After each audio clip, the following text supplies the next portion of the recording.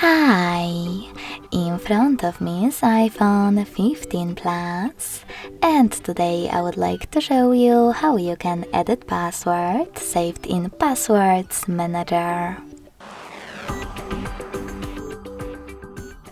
Begin by going into Devices Settings and scrolling down right away to access passwords.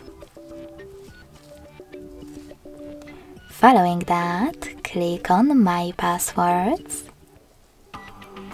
and tap on the one that you wish to edit. In my case, this one.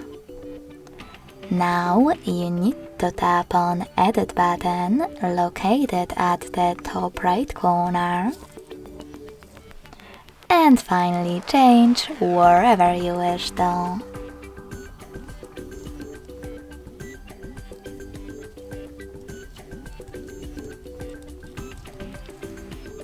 When you're done, just click on Done at the top right corner. So when I do that, as you can see, my password has changed. Thanks so much for watching. If you enjoyed this video, don't forget to leave a like, comment and subscribe.